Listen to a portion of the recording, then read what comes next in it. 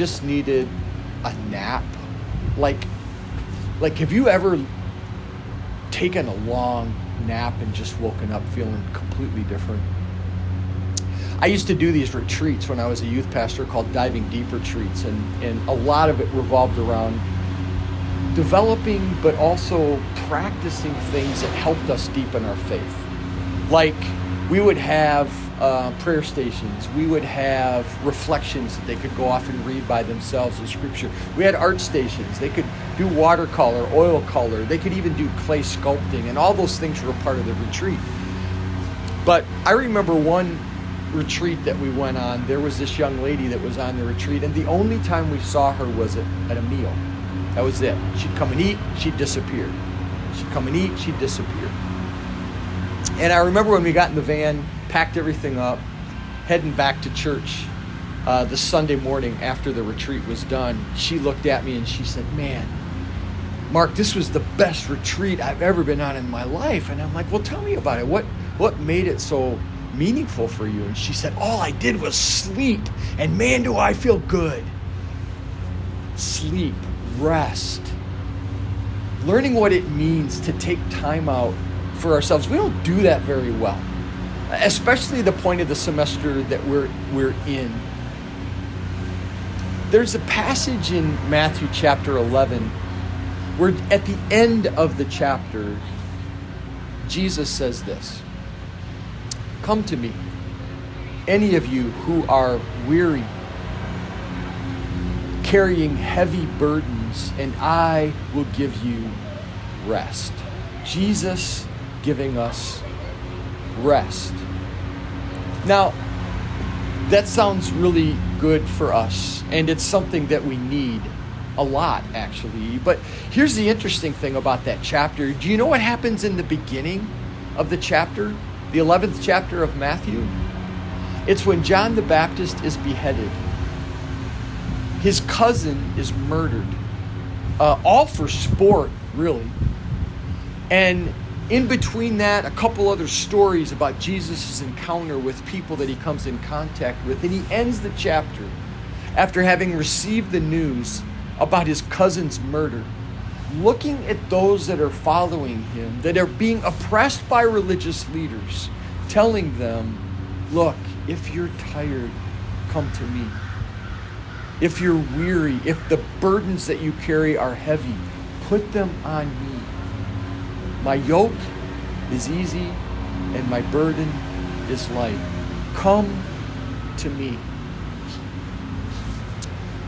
I mean, I don't know where you're at, but I wonder if maybe you're like me. I mean, maybe you're like me. Maybe you just needed a good nap. I mean, I told you on Friday when I wrote my Evo that I woke up tired. And you know the best thing that happened to me over the weekend? I got 2 really good nights of sleep. I felt really good Saturday, but I felt better Sunday just because of rest. Sleep, rest. Rest for the weary. Breathe. Take time for ourselves.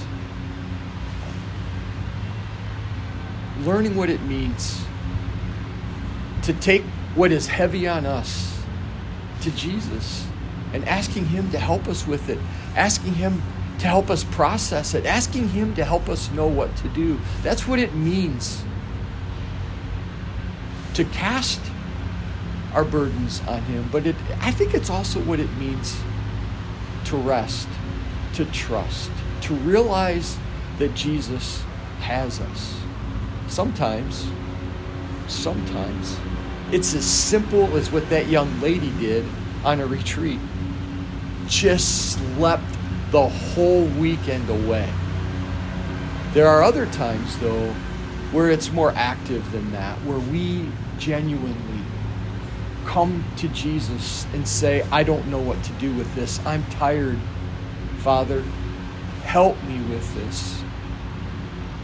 Intentionally asking God, coming to Jesus in moments and times when we don't know what to do, we're stuck, or maybe we're just tired, asking God to give us what we need for this day.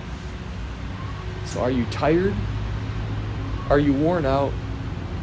Is the burden that you're carrying heavy Jesus says the invitation to us again from one who was filled with sorrow and grief because of what had happened to his cousin, from one who was physically tired because of trying to deal with that, he still looks at us and says, come to me.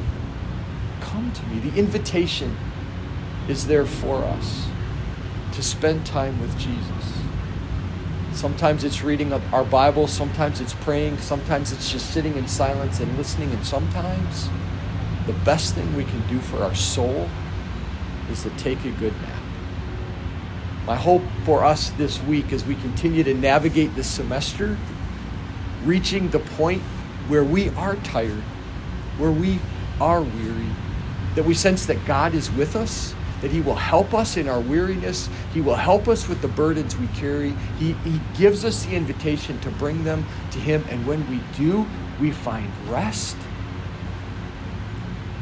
and our burdens lighten because he is with us, helping us. My hope and prayer for us today is that we see God in that way, as one who is approachable, one who invites us to bring to him what is heaviest on us today. Grace and peace.